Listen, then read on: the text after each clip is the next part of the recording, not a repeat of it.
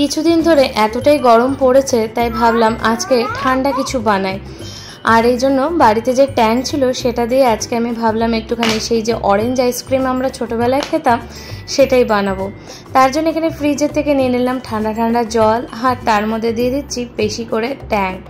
চিনিটা আর ইউজ করছি না। আর এইভাবে আমি আগেও বানিয়েছি, ভীষণ ভালো লাগে খেতে। আর এই গরমের সময় এরকম ঠান্ডা ঠান্ডা বরফগুলোই মনে হয় কামড়ে কামড়ে খেয়ে নিই। আর স্কুল থেকে যখন ফিরতাম ছুটি হওয়ার সময় কিন্তু বাইরে এরকম অরেঞ্জ আইসক্রিম, কাঠি আইসক্রিম বিক্রি হতো। আর প্রায় দিন কিন্তু ছুটির থেকে স্কুল হওয়ার পরে খেতে খেতেই হয়তো বাড়িতে আসতাম। তাই সেটাও কিন্তু আজকে বেশ মনে পড়ছিল। তো এই যে এখানে আছে আইসক্রিম বানানোর যন্ত্র।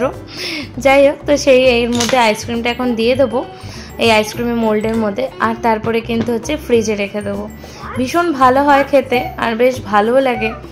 আর আমরা যেখানে থাকি সেখানে প্রায় গরম চলছে 40 ডিগ্রির মতো। তার জন্য ভাবলাম এই ট্যাংটাই একমাত্র ভালো জিনিস। তো এখানে দেখতেই পাচ্ছ ট্যাং গুলে নিয়েছি। আর মিঠি রানির আজকাল খুব হয়েছে আইসক্রিম খাবো, ঠান্ডা খাবো। এখনও কিন্তু খাইনি, কিন্তু ওকে ভেবেছি একটু দেবো। তো এই যে এখানে আমি গ্লাসে করে করে ঢেলে নিলাম। আর তার মধ্যে আবার দেখছি একটা ফুটো হয়ে গেছে, তো সেটার থেকে আবার পুরোটা বের করে, যাই হোক সেই সমস্ত করে এখন ফাইনালি সবটা ঢেলে দিয়ে রেখে দিচ্ছি ডিপ ফ্রিজে একদম 10-12 ঘন্টার জন্য। আর দেখো একদম ফাইনালি কিন্তু রেডি আমার এই ছোট্ট একদম মিনি অরেঞ্জ আইসক্রিম। তোমাদের কেমন লাগলো অবশ্যই কিন্তু জানিও কমেন্ট করে।